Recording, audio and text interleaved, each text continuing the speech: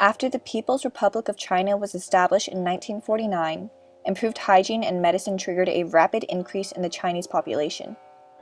At first, the increased population was seen as an advantage to the Chinese economy, and the communist government went so far as to criticize birth control and ban the imports of contraceptives.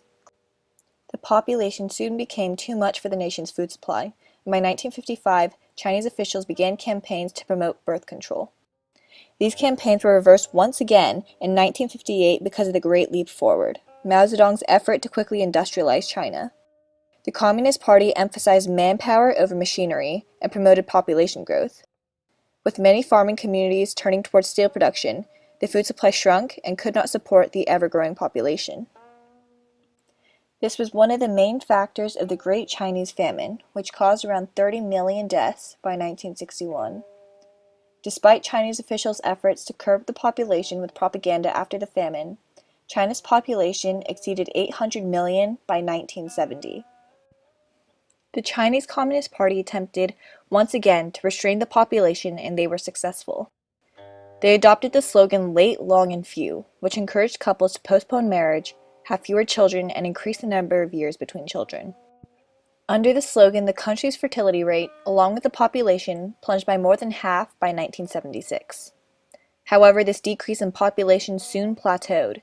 The new chairman of the Chinese Communist Party, Deng Xiaoping, had his eyes set on a richer China with a higher standard of living, and decided that the population needed to decrease even more. Xiaoping established a compromise that dictated family size, but he believed would make way for a richer, more prosperous country that could be more easily supported: the one-child policy. The policy forced urban couples of the Han ethnic majority to have one child only. Rural families of the Han ethnicity were able to have 2 children but no more. Xiaoping did succeed in decreasing the population and helping the economy grow. The policy was constantly changing and compromising with the people, becoming more and more lenient over time. However, even though the policy tried to work with its people, Xiaoping's compromise seemed to cause more problems than it solved. One of the biggest problems the one-child policy caused was the skewed sex ratio. In many Asian countries, China included, sons are preferred in families because they carry the family name and have a higher chance of getting a better job and more money. Not only that, but daughters married out of the family.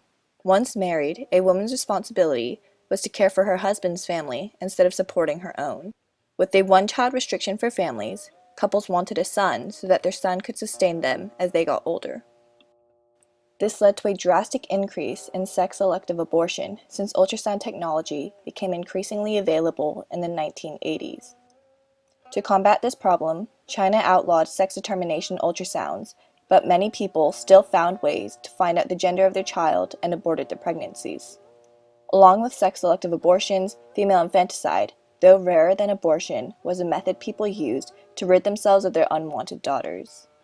Female babies were either killed, neglected, or given little to no medical attention in order to increase the baby's chances of dying.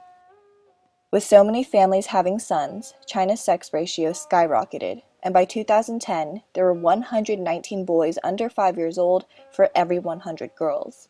This was far above the natural human sex ratio at birth, which is 105 boys for every 100 girls. China, to this day, has one of the most distorted sex ratios in the world.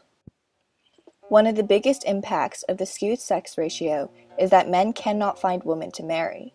In 2016, there were about 34 million more men than women. There is a re-emergence of, in the old days in traditional China, because of the sex imbalance, marriage is a symbol of social status for male part. If you look at it in China, for male, if they did not get married at age 30, the chance of getting marriage is almost gone. With a societal pressure to marry and not enough women, Chinese men turned to more drastic measures. Some middle and high-class men have gone abroad to look for wives, but poorer men, especially from rural areas, have resorted to trafficked brides from Southeast Asia. There is no certain number as to how many women are trafficked from other countries and into China, but over one 18-month period in 2009, the Chinese Ministry of Public Security rescued 17,746 trafficked women. The Deputy Director of Human Rights Watch's Asia Division said that you can be sure that for every woman who escapes her captivity in China, there are dozens more that never make it out. Another significant negative effect of the one-child compromise is the human rights abuses carried out by the Chinese government in its efforts to enforce the policy. Some families only pay fines for having another child. Women who could not pay the hefty price were forced to abort their child. 不能保住，肯定就打掉。 Zhang Xinping says, I did fall pregnant a second time, but I had an abortion. I couldn't keep it. You either abort willingly or the government comes for you. Forced abortions and sterilizations were not a part of the one-child policy, but became a common practice since officials were often rewarded for keeping a low birth rate. In some areas of China, after having 2 children, local authorities would raid families' homes and demand that one of the parents be sterilized. If a woman was having a second or third child, depending on where she lived, she could be forced to abort her child no matter how far into the pregnancy the woman was. In fact, in 2012, a woman who was 7 months pregnant was forced to have an abortion. Not only were women forced to have abortions or be sterilized, but these procedures were performed by staff who were not qualified. In 2007, Zhang Wuqing, the family planning minister, noted that a third of the medical staff responsible for birth control operations did not have the proper qualifications. Many women's IUDs went unchecked for years and caused many to have hysterectomies due to cervical erosion and infection.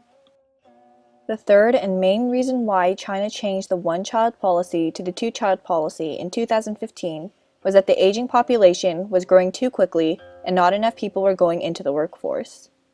At the start of the one-child policy, only 5% of the Chinese population was over 65 years of age. By 2015, 16% of China's population was elderly. The aging population has led to what is known as the 4-2-1 phenomenon.